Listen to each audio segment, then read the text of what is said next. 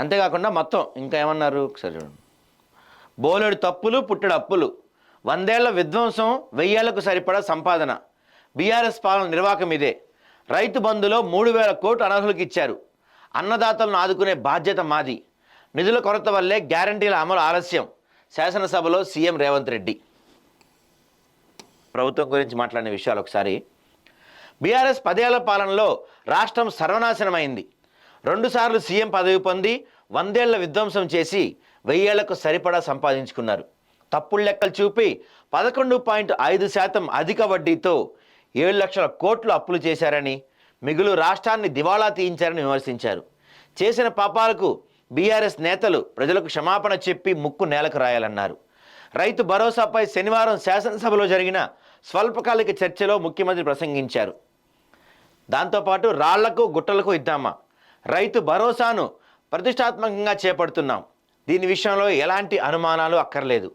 రైతులను ఆదుకోవటంలో మా ప్రభుత్వం ముందుంటుంది. భూమినే నమ్ముకొని భూమిని తల్లిలా భావించిన రైతులను ఆదుకోవాలనేదే మా ఆలోచన.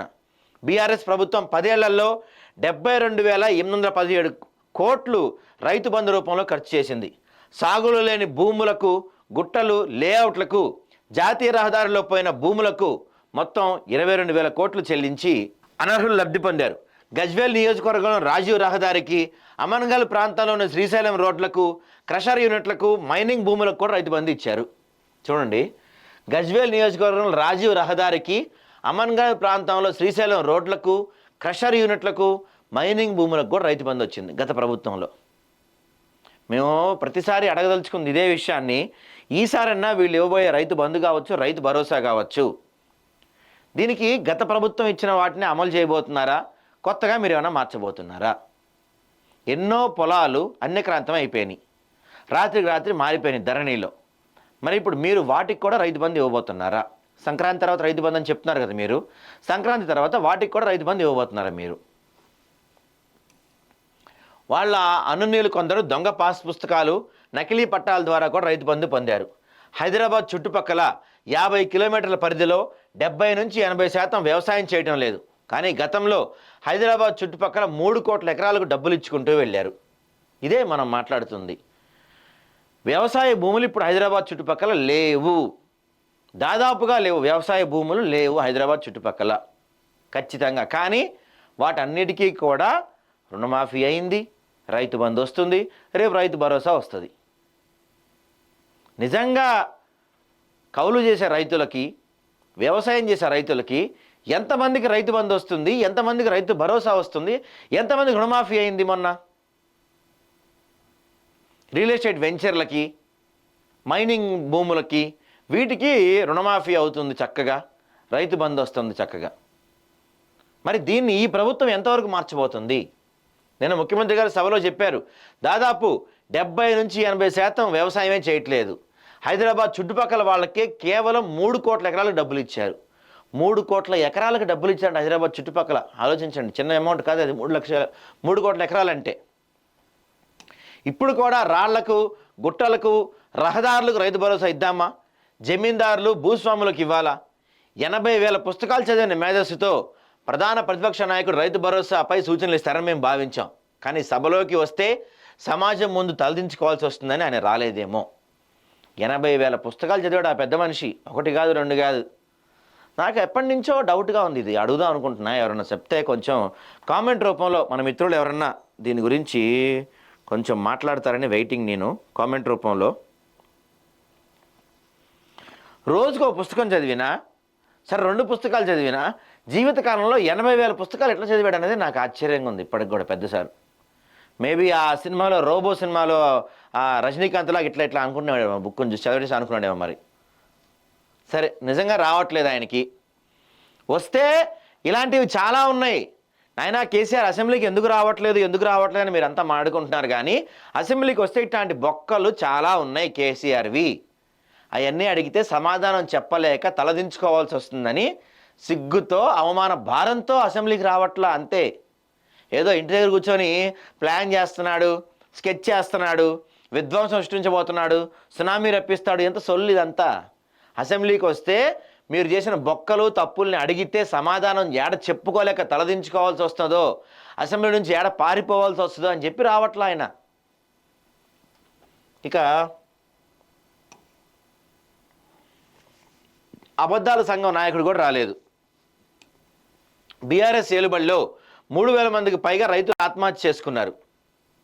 రైతుల ఆత్మహత్యల్లో మహారాష్ట్రది మొదటి స్థానం అయితే తెలంగాణ 2వ స్థానంలో ఉంది. తెలంగాణలో 2014లో 898 మంది, 2015లో 1358 మంది, 2016లో 632 మంది రైతులు ఆత్మహత్యలు చేసుకున్నారు.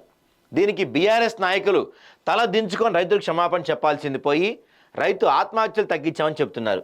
ఇలా అబద్ధాలు చెప్పే సంఘానికి అధ్యక్షుడు శాసనసభకు రాలేదు. ఉపాధ్యక్షుడు, కార్యనిర్వహణ అధ్యక్షుడు మాత్రమే వచ్చాడు. అధ్యక్షుడు కేసీఆర్ ఆయన రాలేదు. ఉపాధ్యక్షుడు కేటీఆర్, కార్యనిర్వహణ అధ్యక్షుడు హరీష్ రావు మాత్రమే వచ్చారు. రుణమాఫీ మా బాధ్యత.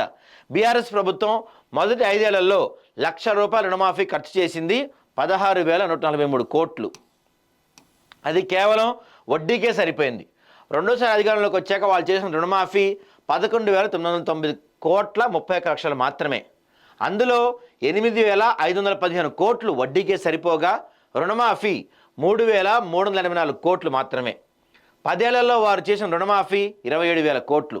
కానీ దేశంలో ఎక్కడా లేని విధంగా మా ప్రభుత్వం మొదటి ఏడాదిలోనే 25,35,963 మంది రైతులకు 20,616 కోట్లు 20,616 కోట్ల రుణమాఫీ ప్రక్రియను 27 రోజుల్లో పూర్తి చేసి రైతులు రుణం తీర్చుకుంది. రుణమాఫీ పూర్తి చేయాలంటున్నారు. రుణమాఫీ చేస్తే సరిపోతుందా? ప్రభుత్వ ఉద్యోగులకు జీతాలు, పెన్షన్లు ఇవ్వద్దా? ప్రభుత్వ ఉద్యోగులకు లక్షల్లో వేతనం ఉన్న వారికి సాయం చేయాలనుకుంటున్నారు. ఐఏఎస్లు, ఐపీఎస్లు, టాటాలు, బిర్లా వంటి ధనికులకు ఇవ్వాలంటున్నారు. ఇది సమంజసమేనా? సో సార్ ఏం చెప్తున్నారంటే గత ప్రభుత్వంలో 2 విడతల్లో చేసింది, వాళ్ళు రుణమాఫీ చేసింది ఓన్లీ ఇంట్రెస్ట్లకే సరిపోయింది. కానీ మేము 27 రోజుల్లోనే మొత్తం ప్రక్రియ పూర్తి చేశాం.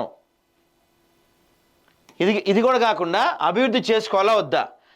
ఆర్థిక ఉగ్రవాదులను ఇంకెంతకాలం భరించాలి? మూసీ ప్రాజెక్ట్, పరిశ్రమలు, మెట్రో విస్తరణ ఇలా అన్నిటికీ అడ్డుపడితే అభివృద్ధి ఎలా సాధ్యం? RRR, ఫ్యూచర్ సిటీ వంటివి చేపట్టాలా వద్దా?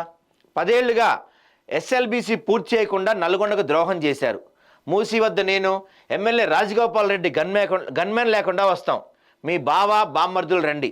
అఖిలపక్ష ఎమ్మెల్యేలను సీఓలు అధ్యయనానికి రావాలని మేము ఆహ్వానిస్తే బారాసా తన ఎమ్మెల్యేలపై ఒత్తిడి చేసి మాతో రానివ్వలేదు. సీఓలు వెళ్ళారు, మరి ఏం సాధించారో తెలియదు. మరి ఇంకా దీంతోపాటు కొడంగల్లో కుట్ర చేశారు, నేను చేద్దాం అనుకుంటే అక్కడ కూడా రానివ్వలేదు. ఇక బీఆర్ఎస్ పాపాల ఫలితాన్ని మేము అనుభవిస్తున్నాం.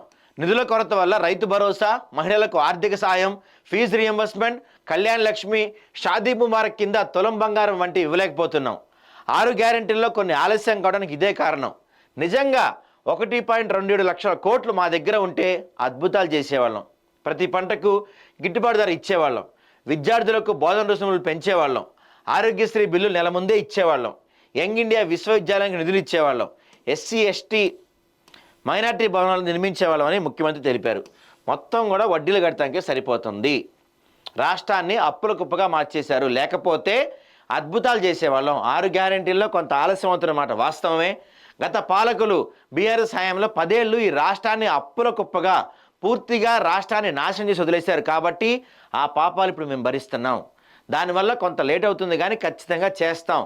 అబద్ధాల సంఘానికి అధ్యక్షుడు అగ్గిపెట్టిరావు, మన ఈ ట్విట్టర్ టిల్లు వీళ్ళందరూ అందుకే రావడానికి భయపడుతున్నారు. దమ్ముంటే వీళ్ళు అసెంబ్లీకి రండి, మీ అబద్ధాల సంఘ అధ్యక్షుడిని అసెంబ్లీకి తీసుకురండి. తీసుకొస్తే వీటన్నిటిని అడుగుదాం అనుకున్నా, కడిగేద్దాం అనుకున్నా, కానీ ఆయన భయపడి దాక్కొని అసెంబ్లీకి రావట్లేదు అని ఒక రేంజ్లో నిజంగా చెప్పాలంటే ఒక ఉగ్రరూపం అని చెప్తుంటాం కదా మనం ఎప్పుడు. ఆ ఉగ్రరూపం అనేది ఎలా ఉంటుందో నిన్న సీఎం గారు చూపించారు. దాంతో